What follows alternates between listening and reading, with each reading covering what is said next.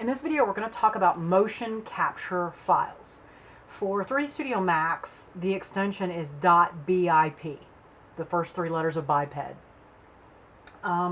You can get those off the internet. Be careful where you go, where you download. I have some that I have posted or uploaded into Blackboard along with some links that are safe. So what I'm going to do here is I'm going to show you how to attach a motion capture file to your character. What a motion capture file does is they literally take a human being in motion by they put some dots on the person, have a special camera software loaded on the camera, special getup, and the person moves and the camera captures that motion, and then the software translates it into a motion capture file that can then be applied to animation. Works in 3D Studio Max.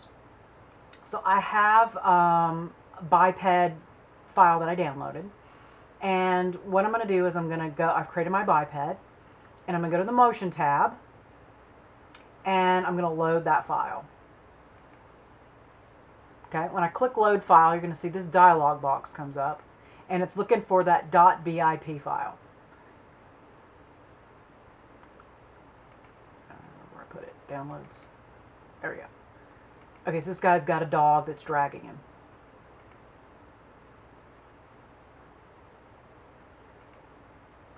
I don't know, it gave me that error message, but it worked fine, right? So now you can sit in here, it's created all my keyframes, it's set everything up, and when I play this out, it's somebody being, now, can you imagine trying to manually animate that by hand? Right? Take you weeks to do this level of quality. Instead, they just had a person, he's pretending, right? They didn't really have a dog do it. You can tell he's pretending, but still. And it's greatly exaggerated. But he's being pulled by a dog. And you can add these, as many as you want, into your animations and allow these motion capture files to help you shorten the amount of production time you're spending on your animations. And there's a lot of them out there, and I'll show you. This is one that I actually just downloaded so I could show you how to do this. Let's see, where was it? There's a zip file here. This came from Autodesk, so it's safe. And there was a whole bunch of them that it downloaded. And so when I clicked on this,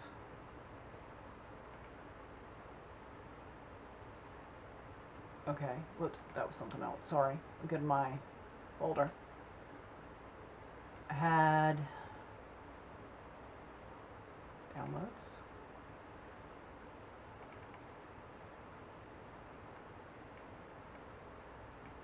It had a whole bunch of samples in it. Motion. So you have all these. Dancing's always pretty cool. Let's see, let's do, I don't know, let's take that. Whoops. Okay, so once you've extracted this,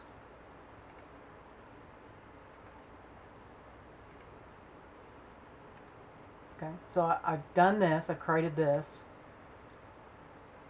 load file.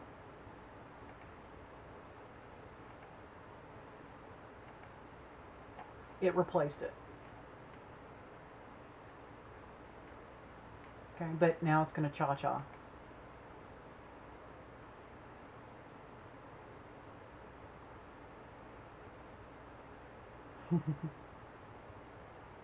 I just can't imagine. I mean, just sitting here whenever I watch this, and I imagine trying to animate that by hand, and just thinking how many hours, days, weeks it would take to do that.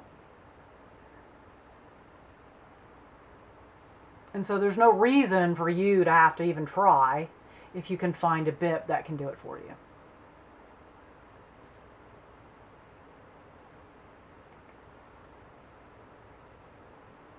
Let's see what else I have right here.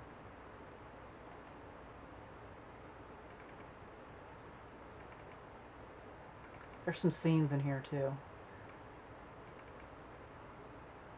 Oh, these are mixers. We haven't talked about that. Let's talk about that here. But mixers, by the way, are a way that you can mix a biped with music. Since that is not part of this class, we're not going to go there. But know that those exist and that you can use those in conjunction with music so that if you are playing the music, the character is dancing along with the music.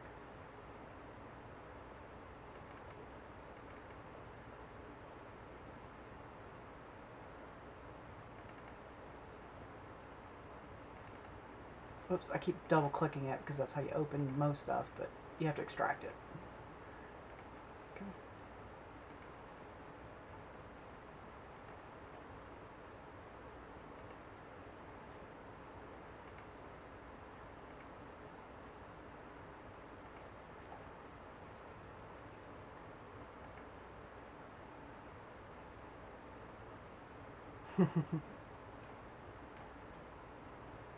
Okay, and so you don't have to spend all the time trying to animate that yourself. I mean, it would just be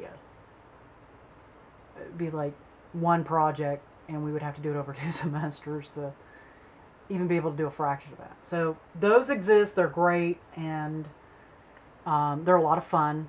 So practice with those, get comfortable with those, and find ways that you can use them. Obviously, because you can download one at a time here, it's you're going to want to set up your scene, do that animation, render that out, and then do the next one, render that out. And you may want to use, let me just give you one little tip here. You may want to use markers. I'm going to use rectangle to help you. Say I wanted him to do that, and then I'm going to create a rectangle here where he stops. So I know where that motion ended, and then I can create the next one and move it into that place, because you can move these around. Right. So say that motion ends here. I have these markers, and I may want to add text to those to let me know. And kick.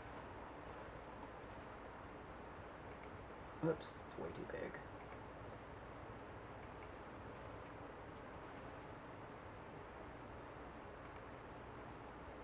Oh, it's 100. Let's try 10. That'd be enough. There we go. And so now that lets me know that that's what happens there. And when I render this out, I won't be able to see it. So give yourself, and so say I want another, like these colors that I can, and then I'm going to organize these. I'm going to use different colors up here on the top to help me organize this, because your eye works best. Let me do the second row. Make some variants. Okay. Because your eye sorts best by color. So I'll know that this ends here, so that when I do the new one in the same scene, I can reposition it. Because you can move these, right?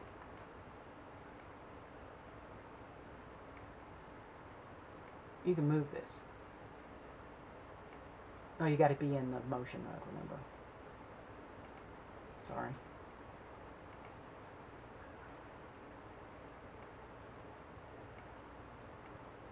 Well, it's not letting me move them.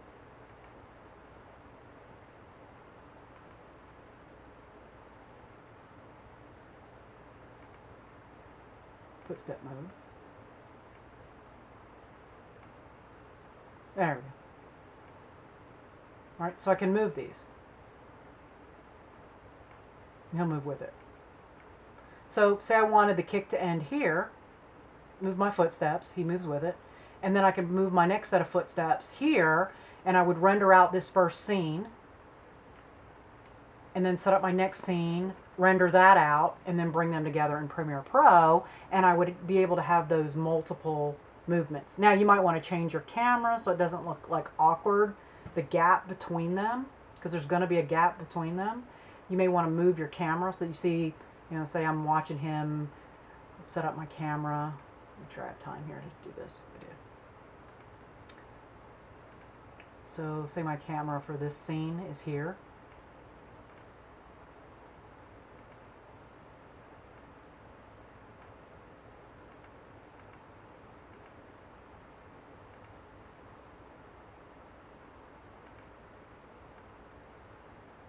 right? And so I render out that scene, and then I may want to change the next scene to another camera, so the transition between here and here, because there's not going to be a fluid transition, doesn't make my scene look awkward. But now I've got my character in my scene. It's pretty cool, huh? You know, it's got all those frames in it and it didn't take out from when I shortened it. But right, so say that's my one scene, and then I'll change my camera for my next bip, and it will allow me to piece those together in a way that doesn't look weird. So the next thing I could do is maybe I put another camera in, and I'm just going to move this one for the sake of brevity since we're limited on time. So say maybe my next scene just cuts to his face.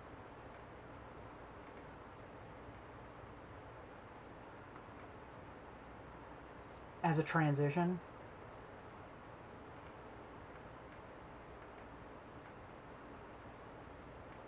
Whoops.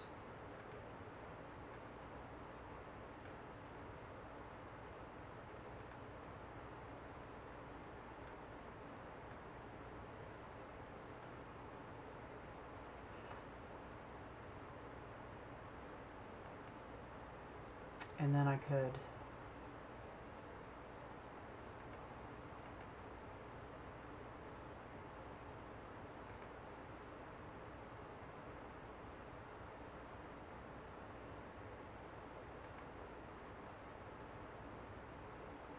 do a few seconds there, and then say I change the next one. Oops.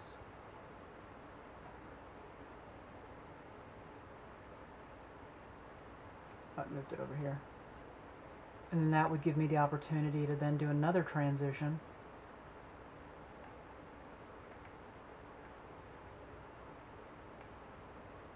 To the next scene. Of course, this would be. So then we zoom into his face, and then on the next one, then we could zoom out and then render out that next one. So you have a series of clips that allow you to make that transition within the same scene. You may do also some manual movements in between for those filler frames. Because you see how you just jump from over there to over here. I mean, I can move all this in if I'm in footstep mode. Whoops. Oh, I haven't selected the biped. If I go into footstep mode, right, I can move these footsteps.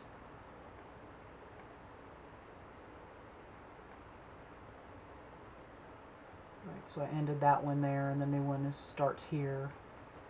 I can rotate it. And move it closer to where the other one ended. See, so I know that the other one ended here. End kick, start dog walk. And probably would never really do that. And it will make it easier for me to manage this. Okay. And so in between, right, you can then have all the footsteps removed. And sorry, there was a bunny on the porch and my cat had a coronary. So I apologize for that. And so then you can do some manual interpretation in between to get the scenes to flow, and then just set those up as clips. I'm going to end here because I'm almost out of time.